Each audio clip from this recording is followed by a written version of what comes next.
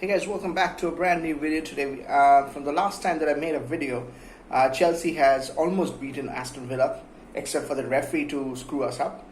And Spurs almost got a draw at least, if not a win. And again, the referee screwed them up. I mean, obviously, Chelsea fan talking about Spurs, but yeah, it's a total horrifically bad bunch of referee decisions happening at English football for quite some time. And obviously we'll talk about a little bit of it. And again, in this midweek, Chelsea takes on Spurs, and we're going to talk a lot about that as well. So let's start. So first and foremost, we're going to talk about the refereeing and how it has screwed Chelsea up for quite some time. And many a times throughout quite a few seasons now, we have got through a raw deal from the referees, as if like the referees have a lot of issues with maybe with our football club, where it's not easy. Many of the decisions don't go our way.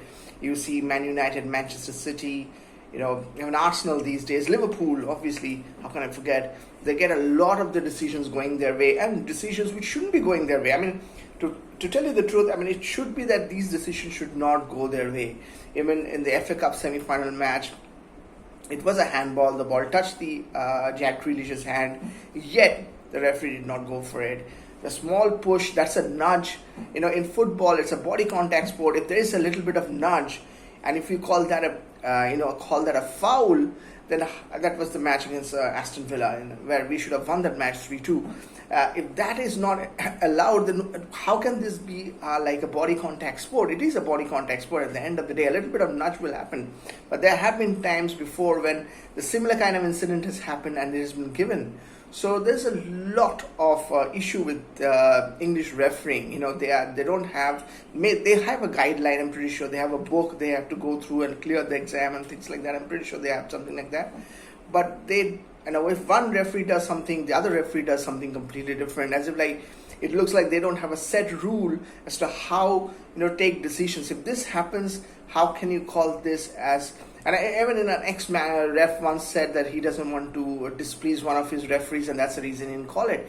Things like that. So it's very weird. I mean, it's so weird that some people might even call it into match fixing or some kind of spot fixing going on within the English football in the Premier League.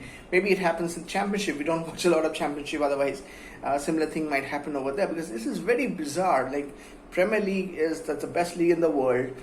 And how come the best league in the world have the worst referees? I mean, that match, Spurs versus Arsenal, couple of chances, all went against them. I mean, it looked like some people don't want certain teams to win, and some people really want. I mean, in the past, there's been Man United and Liverpool. Now the Liverpool is out of the race. It looks like Arsenal is getting a lot of these decisions going their way. Obviously, you will say luck sometimes goes your way, but for Chelsea, it has not been the case. Many a times we have seen that some of these decisions have totally gone against Chelsea. And you feel for the referees, irrespective of, it's a right or wrong decision, the decision should be in such a way that it is good. Like, you cannot have different set of rules for different teams or different times. You have to come out and say, okay, we made a mistake and it cannot be repeated. So the refs might have some kind of that they are, and I hear that some of them get demoted for a couple of matches and they come right back. So it is really gives a good light to the English game. Keeping in fact, if this was happening in some other league, there would have been a lot of issues saying, oh, this happens in there. There's so much of match fixing. If this was happening in one of the Eastern European leagues, say if it was happening in the Russian league, if this was happening in the Chinese league, and happening in some other league, I'm pretty sure there will be lots of articles written. So look at the way matches are governed in those matches in those countries, and look at how good we are. But because it's the English football, the English referees and journalists and they hardly write anything on this, knowing the fact that there could be a human error issue. But you have to understand that this is, and a lot of the fans, especially if, say for example us, we are going through a tough time, and if you make bad decisions week after week, it is a big problem as to why this is happening. In the FA Cup it happened, against Aston Villa it happened. It looks like these referees don't know what they're doing. It just got in and taking any kind of decisions they want to make. It's totally it's really not giving a good line to the English football at this moment. Anyways, let's move on to this midweek match against Spurs at home, Chelsea at home. This will be a big match for us because we need those 3 points. Spurs too needs those 3 points because they're still looking for the top 4 finish. And Timo Werner is out for Spurs. Good that he's an ex-Chelsea player. Many Chelsea fans, including me, are really good to see him back. But we really wanted him not to go from Chelsea, and he would have been a better thing. But though Jackson is looking good all of a sudden in the Aston Villa match, by the way, a little bit touch on that. Madueke played well, and I have criticized Madueke because of his attitude. I have also stated that he is an excellently talented player, but if he can check his attitude, he can go a long way. And he showed a little bit of his caliber, a little bit of talent that he has, but he needs to concentrate on that and not in anything else. And I'm pretty sure he's going to go a really long way, and it will be great for Chelsea as long as he stays with Chelsea. And now, coming to the Spurs match, we need to win this match. This is also coming to the end of the season. Thiago Silva has a couple of matches left at home, maybe 3 matches, including this one. Then we have West Ham at home, and we have got one other match at home. I think Bournemouth, the last match of the season, I think. And so he has these 3 matches, and he will be leaving, which is a kind of a very sad thing.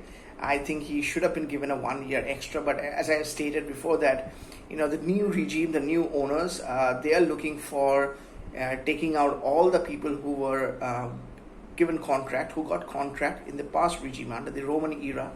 So, the likes of Gallagher, Chalobah, Broha in that matter, Silva, many of them, they want them to leave so that they can give better sort of contracts, the kind of contracts they want to give, long contracts, more Americanish. And even they want Sterling to leave as well, but I don't think Sterling at this moment wants to go because he's not going to get paid 325 quid that he's earning per week. If he gets something like that, I'm pretty sure Sterling will also leave. But these are some of the players, and there could be others also who could leave if they have been signed by the past regime. They want a clear out. Clear Lake wants a clear out. Anyways, no jokes intended on that. So it will be an important match for Chelsea because we need to make sure that we get those 3 points, and maybe if we can get some points right now, because I don't think we have too many big matches right now. The Spurs match is the big match. We got West Ham, we got Nottingham Forest, we got Brighton, we got Bournemouth. So if we can win this 15 and we can get up to 15 points, we have played 33 matches, so far 5 matches to go. So if we can get those 15 points, we could close up to Newcastle, who knows. But still, it will be good for us. Pochettino might not be our manager. So I'm talking about a lot of topics one after the other. So Pochettino might not be our manager. He could be gone by the end of May. So if that happens, it could be Pochettino's last chance to really, show what he can do. Because throughout the season, we have seen a very negative side of Pochettino, and most of the Chelsea fans don't like him anymore. But he has this chance or opportunity in the next few matches, like the second half against Aston Villa. It's a rare time that Chelsea played really well in the second half. This season we have played really bad in the second half. But against that Aston Villa match, somehow these players were all pumped up. So he needs to do something similar that the players are pumped up and we get more points. That can give him that cushion that maybe the Chelsea directors might think of him for next season. Otherwise, we might have a different manager altogether. I personally don't like to, change and chop managers. If at the beginning this season at the beginning, last June, when Poch was appointed, I thought that he will be a good signing for us as a manager. It has not been that way. But if he can come through in the next few matches and show the kind of Poch we saw in Spurs, how he took them to the Champions League final, I would rather want him to stay because, keeping on changing and chopping managers is not good for a team.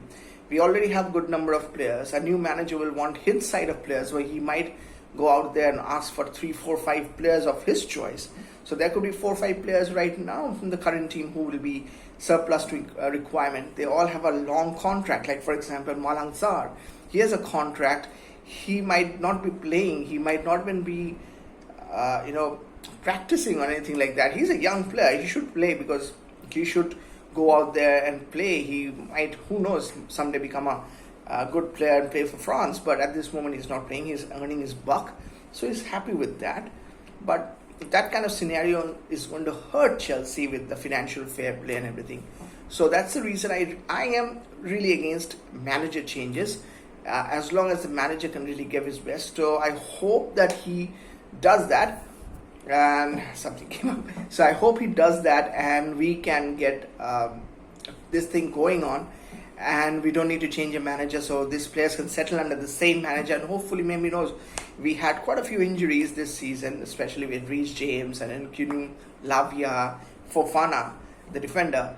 So we can come around in the next season. There will not be any Klopp, and Liverpool will have a rebuilding season, so it will not be easy for them.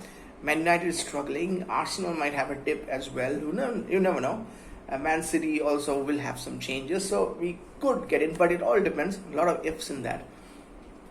So coming to the Spurs match is very equally important. Playing at home, if we can get things done, I'm pretty sure Silva and Silva should start this match. And if Reece James is not playing, then we should stick with Badiashile or Disasi starting as well. Cucurella played very well in the previous match, and certainly a lot of players played really well in the second half against Aston Villa. So with Enzo having his operation done, he is not going to play this anymore this season for Chelsea. So we'll have Caicedo and Gallagher. We'll have Palmer coming in. There is a chance that Nkunku could be fit. I'm pretty sure even if he's fully fit, he's going to come in as a sub, nothing more than that. But really good to see him. Manueke scored, so he's going to start as well. It'll be interesting to see if Sterling gets a start or not, or if Mudryk, because I think a young player should always be given more chance, because that's what happens is he gets that experience and he can get better. Mudryk has lost his confidence maybe a little bit, but it helps him. The more he plays, the more he... though I think he played pretty well at times in that Villa match. And obviously we have Jackson, who is going to play as well. So overall, I think that we can get things done. It's not going to be easy. The Spurs have a good side. They were undone by the referee against Arsenal. I think they have a decent side. They could have played well. So there could be a lot of games, a lot of goals in this match. Could be 2-2, could be 3-3. But we have to try to, score something early in the match and hopefully try to get the win, because we need those 3 points and they also need it. So I think nobody's going to sit back and wait for the other team to make mistakes. So hoping that Chelsea wins, but you guys can let me know in the comments section what you guys think about all the things I talked about, including manager change, including what do you think about the Silva situation, what do you think about the players who's going to start tomorrow in Spurs. All this, let me know in the comment section. Hoping for a Chelsea win. I sign off today and see you guys in a different video. Bye-bye.